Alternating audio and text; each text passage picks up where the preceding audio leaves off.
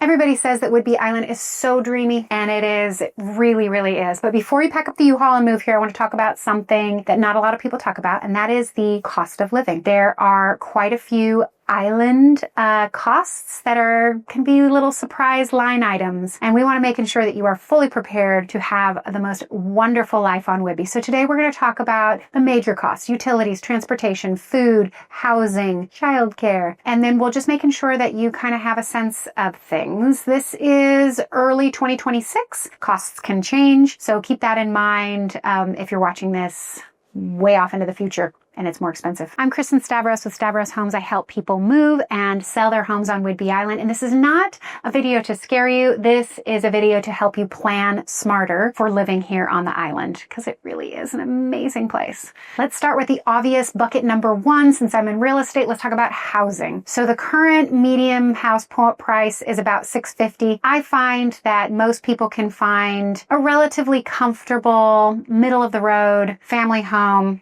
for $500, $550. So I would say if you've got a budget of at least $500,000, you can find yourself something really comfortable. If you called me and said, I only have $300,000, that is, and I need a single family residence, I'm gonna say it's gonna be a really, really hard thing to find unless you have extra cash or skills to fix something up. If you're coming here with the intention to rent first, then our average rental costs Island County wide is $2,000 a month, while in Oak Harbor it's actually eking up to closer to $2,500 a month, which is crazy to me. There are lots of condos and smaller situations for less than $1,500.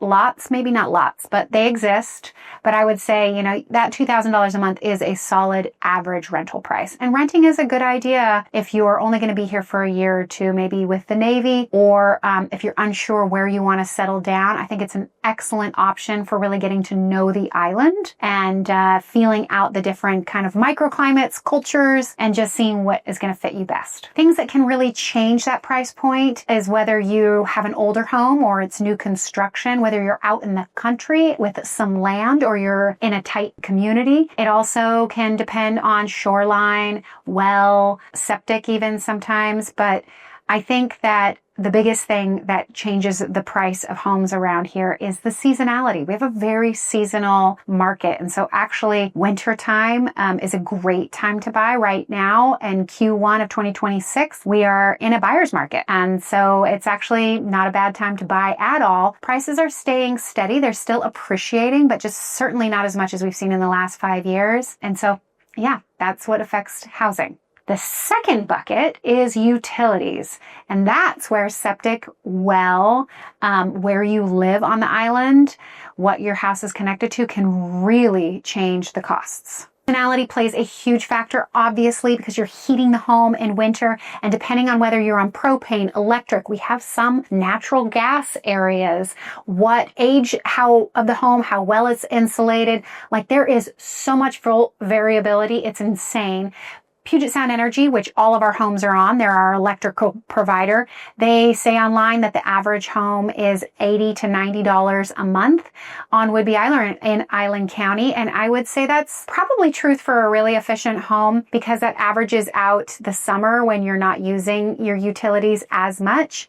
It's light here so late and so early in the summer. We have so much light. And then in the winter, it gets dark at 4 o'clock and it's darkest time. And it doesn't get light again until like 7:30 in the morning. So the electricity definitely varies hugely in the winter months, but that also goes for the heating. Internet also varies. There's lots of different providers up and down the island, and a lot of people nowadays are using Starlink satellite or other satellite options. So that varies as well, but I think you can kind of budget around $70 or $80 a month. Transportation is bucket number 3, and it really depends on whether you're staying on the island or you're commuting off. Gas prices are what they are, but other considerations when traveling is the cost of ferries. Passengers are free when you're leaving the island, but you're still paying for the car. car and the driver. And then when you come on, they do charge for passengers. A lot of people do van pooling or drive a motorcycle if they're just going right off the island on the south end. And they will van pool as well if you're going off the north end. There's different various van pool options. Let me know if you need help there. And then one thing that's real nice, I used to commute from Langley up to Coupeville, and I would take the bus. The bus is free on the island, and a lot of commuters use the bus system. It's very convenient, very safe, and it's great for workers. If you travel a lot for your job, you're going to need to consider the extra cost of getting to SeaTac Airport. We have the Whidbey SeaTac shuttle that literally just goes from Whidbey Island to SeaTac, but it can be costly. My rule of thumb is if there's more than just me going to the airport, then it's probably more cost effective to drive and park somewhere in the cheaper parking garages. But if it's just me, then it's way cheaper to take the Whidbey SeaTac shuttle if the timing works out with the flights. The next bucket is a favorite: taxes. Yay, nay. So taxes, there's no individual income tax in Washington state, which is fabulous, but we do have sales tax and it is not cheap. So it varies between 9 and 9.2% on the island, and that can really add up. Property taxes are a whole other topic and how they're calculated, but it's on average about 0.7% for property taxes here on Whidbey Island. The last bucket is all the other things: groceries, food, just living expenses. And that varies so much. I can't give it to you, but MIT has this great living wage calculator, and they say on the MIT site that a single adult with no children on Whidbey Island is going to spend about $5,000 in food a year, about $1,500 in housing, and about $10,000 in transportation, which I'm guessing includes car payments. But the real kicker, the real thing that surprises most people about Whidbey Island in that bucket of expenses is childcare. Childcare is tough to find and very expensive. The childcare place that I sent my children, I just found out,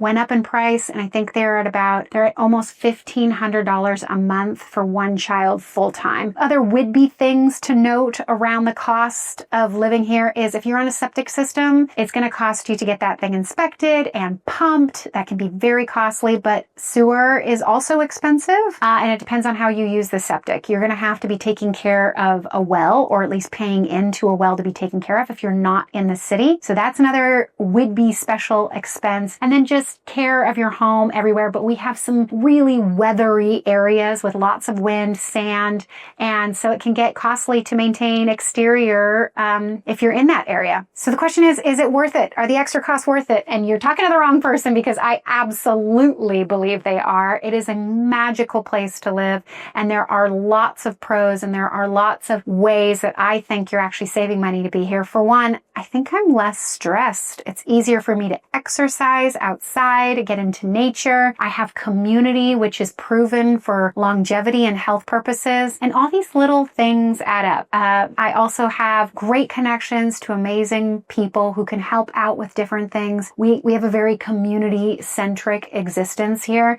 So I do think that between the natural beauty and the kind of slower lifestyle, Whidbey is the ideal place for me to live. And I'm here to help inform you and answer your questions and give you information to find out if Whidbey is the right place for you. Let me know if you want my relocation guide. Please like and subscribe to this channel so you can get more of this great content. And I'm Kristen from Stavros Homes, putting a wealth of knowledge to work for you.